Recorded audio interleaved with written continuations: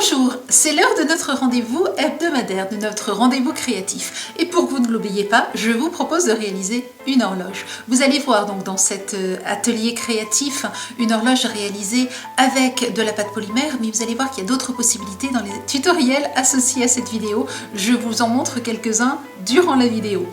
N'hésitez pas, lancez-vous, osez, faites-vous plaisir. Aujourd'hui, je vous propose d'utiliser un châssis et de travailler, de marier en fait les techniques et de travailler la pâte polymère.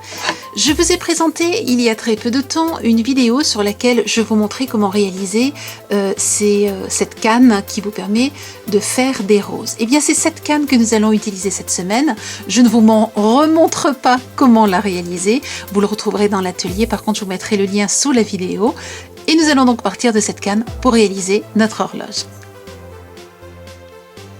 Pour réaliser notre horloge aujourd'hui, nous allons utiliser un châssis. Pourquoi un châssis? Parce que pour réaliser votre horloge, vous allez avoir le mécanisme. Et pour pouvoir placer le mécanisme sans qu'il prenne de place ensuite, lorsque vous le mettrez au mur, il vous faut pouvoir le cacher sur une épaisseur. Donc vous voyez, en fait, nous allons le placer bien entendu de ce côté et cette partie-là dépassera de l'autre côté. Donc vous voyez, le châssis est vraiment idéal parce qu'il est de l'épaisseur du mécanisme.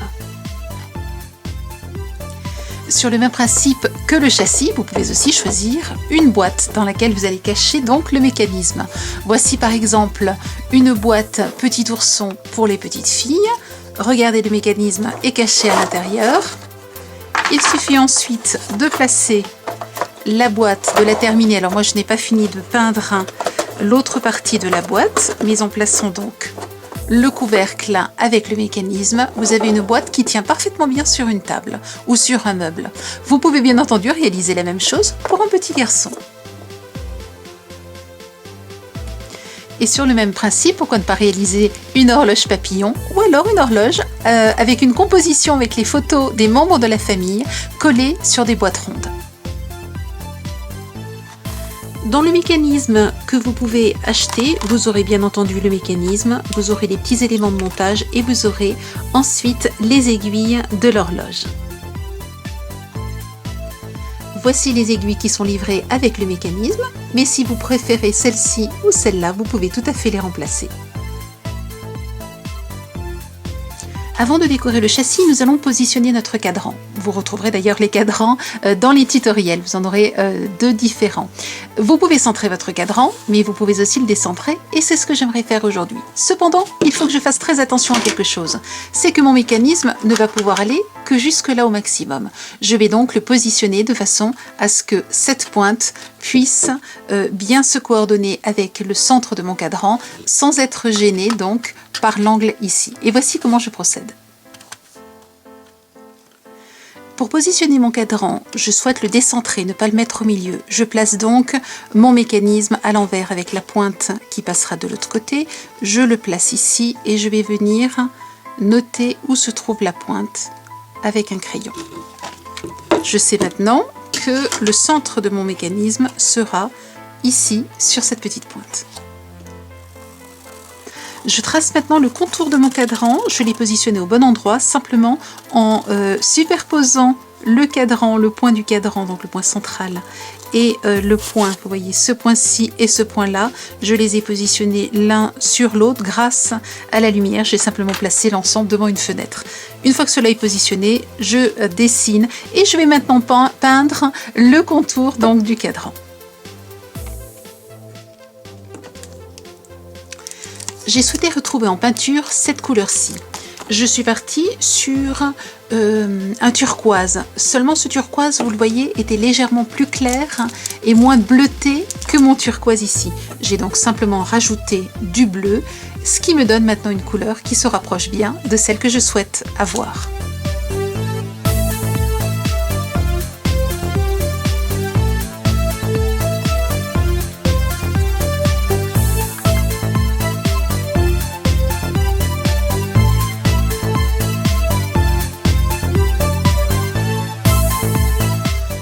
Je souhaiterais maintenant réaliser ces demi-sphères avec l'effet de rose au-dessus. Ce que je vais faire, vous voyez, c'est que j'ai récupéré un vieux bout de pâte, ou plutôt plusieurs vieux bouts de pâte, que je vais travailler et légèrement ramollir entre mes mains de façon à pouvoir facilement les façonner et les couper. Une fois que j'ai fait ceci, je fais donc un boudin régulier que je vais ensuite couper de façon régulière pour avoir la même taille de boudin. Je commence donc par enlever cette partie-ci et je vais avoir des boudins de cette taille-ci.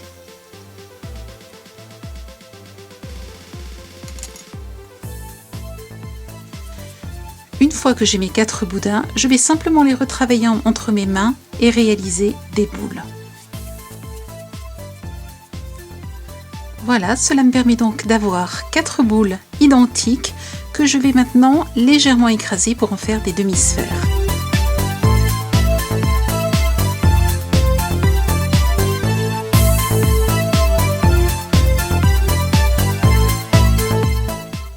Mes 4 demi-sphères sont faites, je vais maintenant découper de fines tranches de ma canne rose.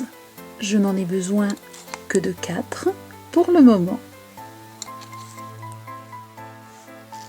Je prends une demi-sphère, je vais très légèrement travailler la rose, la découpe entre mes doigts de façon à l'agrandir et je vérifie qu'elle recouvre ma demi-sphère. Donc je l'agrandis jusqu'à ce qu'elle recouvre ma demi-sphère. Si cela est nécessaire, on peut tout à fait utiliser le rouleau de façon à l'agrandir.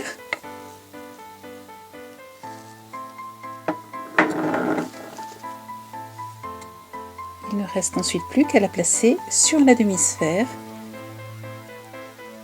et à l'étirer de façon à complètement la recouvrir.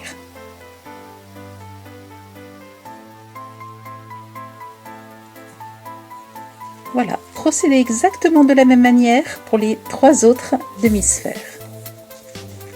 Ne laissez pas les traces de vos empreintes et recommencez donc la même étape.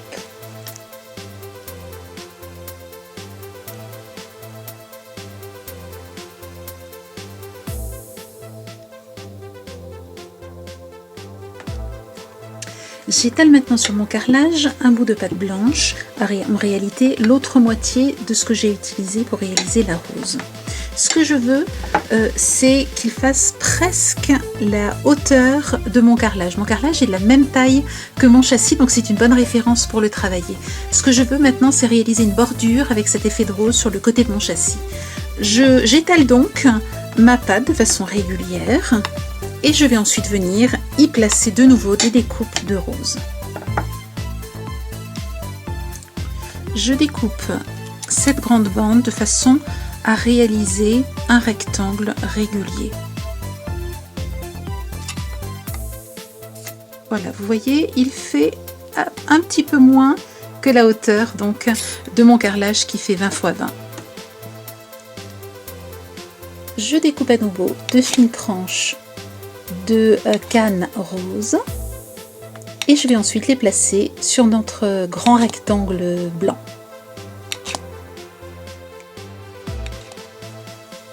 J'ai placé mon grand rectangle blanc à peu près égale distance du haut et du bas en laissant ici une petite marge et je vais maintenant rajouter mes roses sur le rectangle.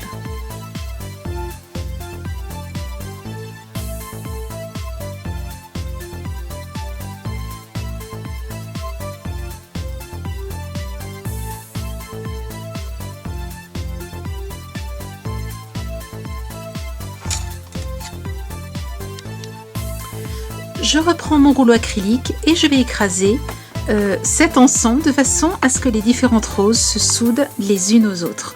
Je vais donc procéder tantôt dans ce sens-ci, tantôt dans l'autre sens.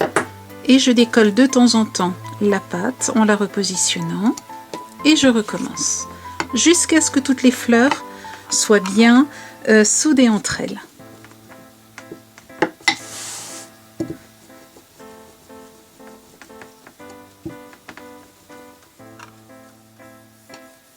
Une fois que toutes les fleurs sont bien soudées entre elles, je vais découper légèrement plus petit que le bas de mon carrelage. Et je fais la même chose pour le haut, de façon à bien avoir toute la hauteur. Vous voyez, j'ai placé ma règle sur le bord ici, de façon à être certaine de pouvoir découper droit, et ensuite il ne me reste plus qu'à découper le long de la règle.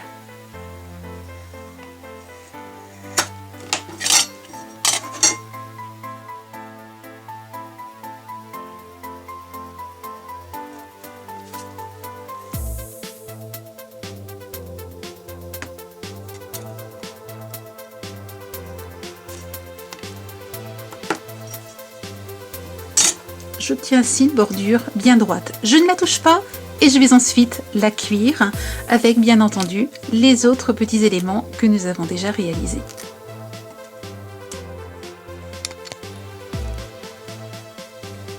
Je découpe à nouveau des rondelles, cette fois-ci pour réaliser les espaces entre chaque quart d'heure. Je les place les uns à côté des autres.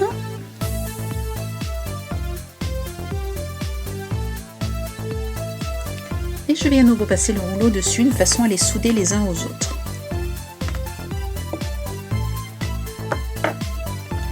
Une fois qu'ils sont soudés, je découpe un rectangle.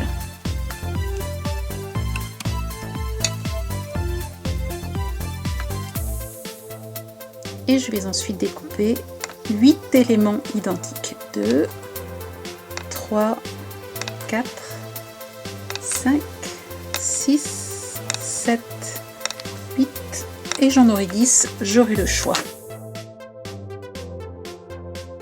Il me reste ici 3 tranches, je les ai donc étalées et je vais venir les découper avec un emporte-pièce rond. Et je vais réaliser des boutons que je vais soit utiliser sur ma création, soit sur une autre création. Alors pour faire les trous de boutons, j'utilise donc les pics pour réaliser les perles. Je fais simplement les trous comme ceci au milieu du bouton.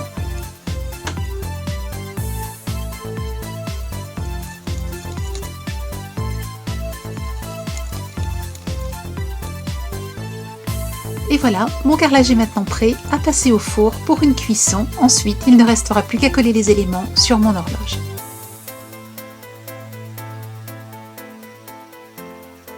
Pendant que les éléments pâte polymère cuisent, nous allons terminer la préparation de l'horloge. J'ai donc collé avec de la colle universelle le cadran sur le châssis et je vais maintenant, avec un cutter couteau, faire une découpe en croix et traverser donc le châssis de part et d'autre. Je vais ensuite rajouter cet élément-là. Sans forcer, je ne veux pas déchirer mon collage. Je vais donc progressivement agrandir de façon régulière, de façon à toujours avoir au centre ici le point que j'avais tout à l'heure.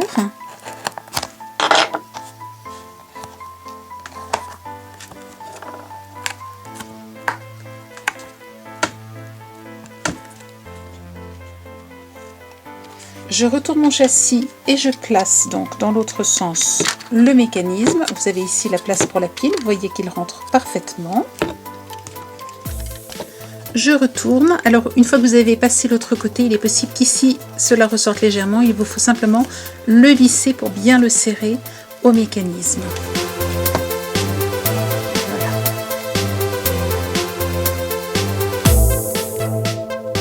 Je positionne maintenant mes aiguilles.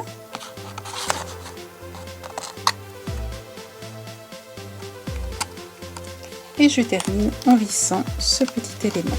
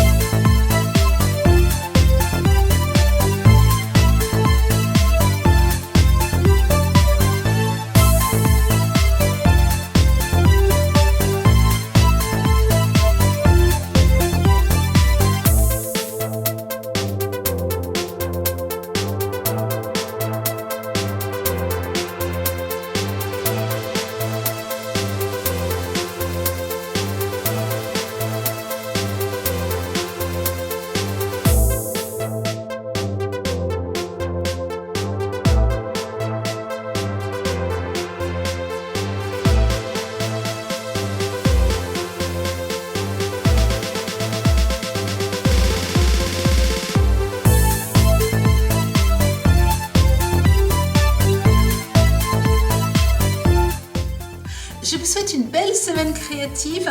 Vous retrouvez bien entendu tous les produits que j'ai utilisés dans cet atelier et dans les tutoriels dans notre boutique www.femmededeco.com.